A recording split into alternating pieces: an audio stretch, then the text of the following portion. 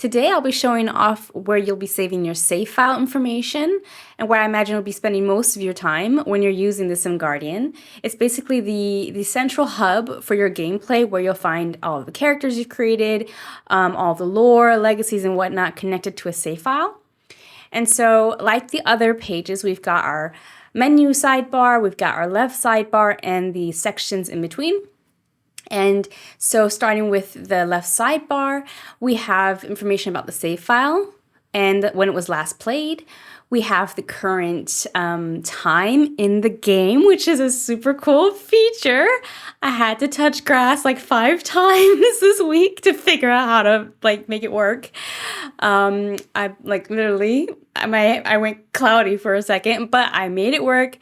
A lot of stuff going in the back end, but you don't have to worry about any of that. All you have to worry about is using it. It's interactive, and I'll go more into detail. That's actually what I'm going to dive into today, is this calendar section and the mini calendar. But here you see the day it is. So it's day 8 of spring. We see that it's a holiday. It's Mother's Day in the game today. And here are some notes I took about a sim I was playing.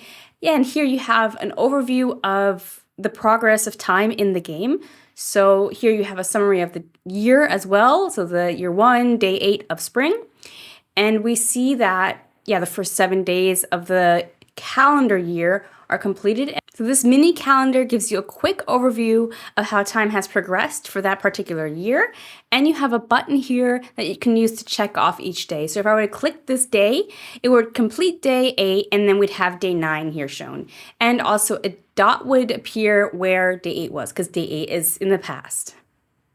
We also have here in the sidebar a quick create bar where you can have buttons to create a character or a legacy, a new memory and whatnot for your save file. You also have a cheats tab bar here where you can just quickly see your favorite cheats. So there's a place in the SimGuardian where you can save cheats for a certain game, and then you can pin the ones that you want to use the most or that are your favorites, and they will appear here in every save file connected to that game. So in this case, this is a Sims 4 save file. As promised, let's dive into my favorite part probably of the save file. It's the calendar. So at first you're like, oh my God, what is this? There's so much going on. But let's break it down. It's actually quite simple. So first we have our calendar views, either grouped by season or by week. If you want to see the calendar in a more full page view, you can simply open it in a new tab. So I recommend using the Notion desktop app whenever possible, but this is perfectly doable in a browser as well. So your calendar will load in a new tab, and here you just have far more space to actually see it in action. You can actually keep this tab open while you're playing and always just switch between the actual save file profile, the calendar view, and maybe other views you can also tab here in the desktop app while you're playing so that they're quickly accessible. But it also allows you to have more space for those views if needed. Ida's save file is playing the 28-day season setting, which means sorting the days by season can get pretty, cluttered, as you can see. So I have notes in the days, I have events and whatnot. So instead, for her save file, I'd rather use the calendar by week view, which basically sorts every day by week, and it's a cleaner view. We still see the seasons very clearly. It's very visual still, but whenever you type in information, it doesn't get scattered too much. So the blocks stay clean and in order, and so you have the choice between those two views. And as you can already see, each calendar day is functional in the sense that it shows you any current events for that day that you've saved, and it allows you to add holidays and notes.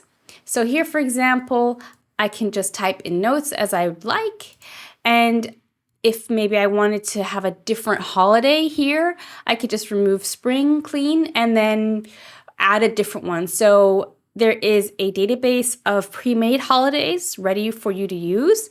You can also create your own holidays, and each holiday has a typical season. You obviously don't have to, so you could have snow day in spring if you wanted, but it's just an assistance so that okay, this is what I could potentially put in winter, but obviously you can put it any day you'd like. And it also says if it's a day off. And so that's how you can add or remove holidays to a calendar.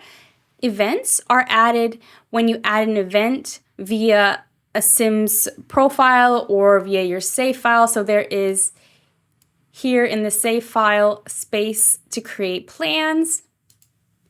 And one of those plans can be events, for example. And based on the date you say for that event, that's the date in which it will appear in the calendar. And as you can see, the Sims involved will also appear for that date. In this case, it's a date, an actual flirty date between Ida and Muniz on that day. And if it was a completed event, so it's an event that actually then ended up taking place, it has a check mark next to it. And so here we have an upcoming event on day 9, another date between Ida and Malik. And that you can see in the calendar. It doesn't have a check mark yet because it's still an open event. Now, we don't only just want to keep track of maybe some notes and some holidays and some events in a calendar. I think where this calendar really has its strength or this setup is that you can track time in your game. So I personally have always missed a way to track how many years have gone by in my game. And now in the SimGuardian, you can keep track of that. So we have this section where you have the calendar view, and here you also have years that you can add and keep track of. So currently we're in year 1, and any past years you'll be able to see in this tab, and you can even create eras if you wanted to. For example, if you're playing a more historical game and you have like the era of maybe a certain founder or a certain important sim, and they like maybe each reign of a king or queen is an era. So it's the era of the Landgrabs. I don't know if they were royalty in the game, and for as long as that king is alive and is reigning over the sim world, that is an era, and you can create that and you can make it unique. You can also make and you can also keep track of future and past eras. So that's a fun, I think, particularly for storytelling aspect. But if you want to keep track of time, it's really great with this current year. And I made it really easy also to start a new year. So once all of these days are checked off, a year is complete, right? So in this case of a 28-day season setting save file, it's 112 days in total that you've completed. You're like, okay, how do I start a new year? You would simply click this button here, and that would clean the slate. It would remove any events. It would remove any notes you made. It would remove the check boxes, or the checked boxes, so everything would be a clean slate. The only thing that would stay are the holidays that you added to the calendar. You would also start a fresh new year, and the year 1 would then move to the past years section. So that would happen automatically. You would just have to give the new year a name. So year 2, for example, and then you can continue. Now, what's great about the calendar is it's also not just for keeping track of time and having that overview. It actually has a functional purpose in the sense that it connects with the memories you collect in the game. So you're actually able to attach a certain in-game date to a memory, which adds more context to that memory. So you have, the actual real life date is connected to the memory, but you also now know in which season it took place, for example. Or was it later or earlier in the year? In which year did it take place? And so I think that is also just really helps tie everything together. I think it's also an example of how interconnected this SimGuardian is. And that's really the beauty of Notion. It's all about connecting things. It makes the information that much more meaningful because you have that context. Now, of course, I want to show off the mini calendar in action so you can see it actually working. Currently, we're on day 8. In this calendar of Ida's save file.